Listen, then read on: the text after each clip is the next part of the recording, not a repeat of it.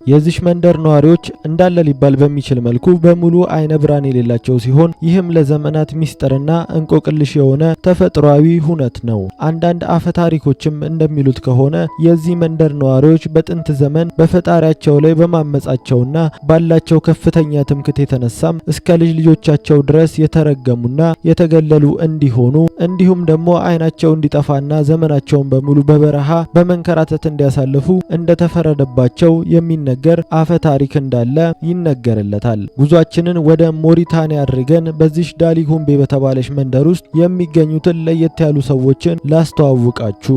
እነዚህ በምዕራባዊ አፍሪካ በምትገኘው በረሃማው ሀገር ሞሪታኒያ ውስጥ በአንድ ስፍራ ተሰባስበው የሚኖሩ አይነ ስውራኖቹ የዳሊኩምቢ ጎሳዎች ለዘመናት በዓለማችን የሚገኙ አያላን ሳይንቲስቶችን ሲያስገርሙና ሲያመራምሩ ኖረዋል። እነዚህ ጎሳዎች ከተቀረው ዓለም የሚለያቸው አይነ ስውራን መሆናቸው ብቻ ሳይሆን ከትውልድ ትውልድ ሲያስተላልፉት የቆዩት ባህልና ወጎቻቸውን የያዙ አፈ ታሪኮቻቸው ናቸው። ይህንንም ማድረጋቸው ታሪካቸውና ማንነታቸው ለዘመናት ከልጅ ልጅ እየተላለፈ እንዲቆይ ያደረገላቸው ሲሆን እነዚህ በዳሊኩምቢዎች የሚነገሩት አፈ ታሪኮች ከመዝናኛና ታሪክ ከማስተማሪያነት በዘለለም ታሪኩን ለሚሰማው ሰው እጅግ የሚማርክና በአእምሮ ምስል ከሳች ሆኖ የህይወት ስንቅ የሚሆኑ ትምህርቶችን በውስጣቸው የያዙ ናቸው። ምንም እንኳ እነዚህ ጎሳዎች አይነ ስውራን ቢሆኑም በመዳሰስ ብቻ በርካታ የሚያስገርሙ ቅርጻ ቅርጾችንና የጥበብ ስራዎችን ወርቅ በሆኑ እጆቻቸው አሳምረው ይሰራሉ። እያንዳንዱ የሚሰሯቸው የጥበብ ስራዎቻቸው የሚኖሩበትን ስፍራ ተፈጥሯዊ ሀብትና የነሱንም ልበ ብርሃንነት በሚገባ የሚያሳይ ሲሆን የሚሰሯቸው የእጅ ስራ ውጤቶች ሲታዩ ካላቸው መስህብ በተጨማሪ ለዕለት ተዕለት መገልገያነትም ጭምር የሚውሉ የጥበብ ውጤቶችም ናቸው። ምንም እንኳ እነዚህ ጎሳዎች ማየት የተሳናቸው ቢሆኑም ባጋጠማቸው ችግር ተወስነው ከመቅረት ይልቅ በተለያዩ መንገዶች አስገራሚ ስራዎችን በመከወን ዓለምን ማስደነቅ ችለዋል። ሲያሻቸው ልክ እንደ አይናማ ሰዎች ኳስ ይጫወታሉ፣ ሲያሻቸው ደግሞ የተለያየ ቅርጻ ቅርጾችን ይሰራሉ።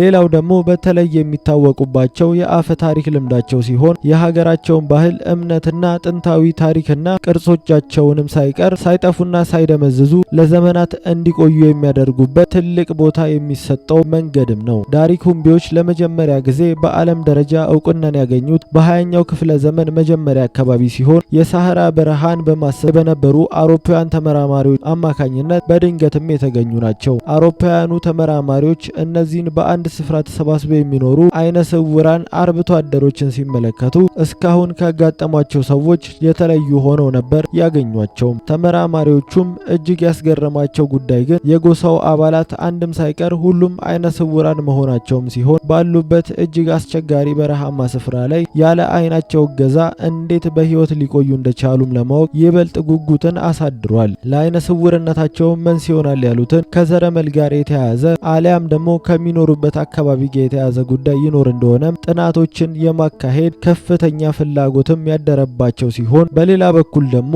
እነዚህ አይነ ስውራን ጎሳዎች የሰውን ልጅ በማንኛውም አስቸጋሪ ሁኔታ ተላምደውና ተስማምተው የመኖር አቅም እንዳለው ማሳያዎችም ተደርገው መወሰድ የሚችሉም ሰዎች ናቸው። በዙሪያቸው ያሉ ነዋሪዎችም ስለነዚህ አይነ ስውራን ጎሳዎች የሚነገረውን አስገራሚ አፈ ታሪክ እንዲህ ሲሉም ይናገሩታል። የዳሊኩምቢ ነዋሪዎች በጥንት ዘመን በፈጣሪ ላይ በማመጽና በራሳቸው ባላቸው ከፍተኛ ትምክህት ምክንያት እስከ ልጅ ልጆቻቸው ድረስ የተረገሙና የተገለሉ እንዲሁም ደግሞ ትህትናን እንዲማሩ ብሎም ደግሞ መቀጣጫ እንዲሆኑ አይናቸው እንዲጠፋና ዘመናቸውን በበረሃ በመንከራተት እንዲያሳልፉ እንደተፈረደባቸውም የሚነገር አንድ አፈ ታሪክም ያለ ሲሆን በዚህም የተነሳ እነዚህ ጎሳዎች የፈጣሪን ፍርድና የነሱንም የጥፋት ደረጃ ማሳያ ሆነው ለዘመናት እንደሚኖሩ በአፈ ታሪኮቻቸው ቢነገርም በሳይንሱ ግን ይህ ተቀባይነት የሌለውና ከአፈ ታሪክነት በዘለለ ምንም ውሃ እንደማያነሳ ያብራራሉ። ይልቁንም ሳይንቲስቶቹ እንደሚሉት እነዚህ ጎሳዎች በዘረመል ላይ በሚፈጠር ችግር ምክንያት በዘር የሚተላለፍ የአይን ችግር ሳይጠቁ እንዳልቀሩ ይገምታሉ።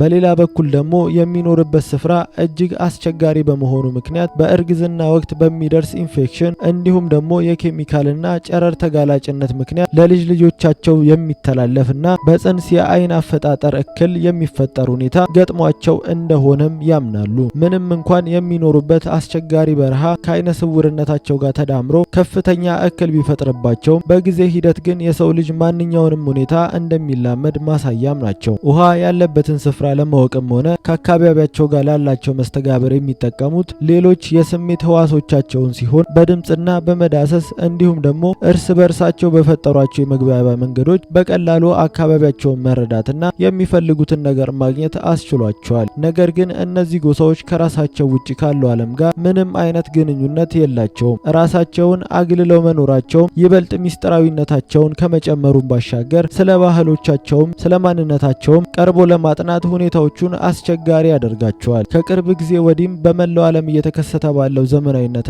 ተያይዞ በመጣው የአየር ንብረት ለውጥ ለዘመናት የሚያውቁትንና የኖሩበትን አካባቢ እንዲቀየርባቸው በማድረግ ከለመዱት አኗኗር ውጪ አዲስ አይነት አኗኗር የአየር ንብረትና የመሬት አቀማመጥ ለውጦችን ለመላመድ እጅጉኑ አስቸጋሪ አድርጎባቸዋል። በሌላ በኩል ደግሞ በሚኖሩበት ስፍራ አቅራቢያ በሚደረጉ ጦርነቶችና የእርስ በርስ ግጭቶችም እንዲሁ ህይወታቸውን አደጋ ላይ እንዲወድቅ እያደረገባቸው ይገኛል። የዳሊኩምቢ ነዋሪዎች ምንም እንኳን ራሳቸውን ከተቀረው ዓለም አግልለው የሚኖሩ ሰዎች ቢሆኑ ባህልና ወጎቻቸው ተጠብቀው ግን እንዲቆዩ የሚያደርጉባቸው መንገዶች ብሎም በአስቸጋሪ በረሃማ ስፍራ በሚገባ ተላምዶ መኖራቸው የሰው ልጅ ምንም አይነት ከባድ ሁኔታ ውስጥ ቢገባ እንኳ ተላምዶና ተቋቁሞ መኖር እንደሚችል ማሳያዎችና መማሪያዎችም ጭምር ሲሆኑ እንዴትና ለምን ግን በአካባቢና በጎሳ እነሱ ብቻ ተነጥለው በበረሃዋ ሞሪታኒያ ሊኖሩና ሊገኙ እንደቻሉ ከአፈ ታሪክ በዘለለ የተረጋገጠ ሳይንሳዊም ሆነ መንፈሳዊ መረጃ አልተገኘም። የሚመለከተው አካልም ይህንን ከግምት ውስጥ በማስገባት እየተፈጠሩባቸው ያሉትን ከባባድ ችግሮች መቋቋም የሚችልባቸውን መንገዶች ከመፍጠር አንጻር ከፍተኛ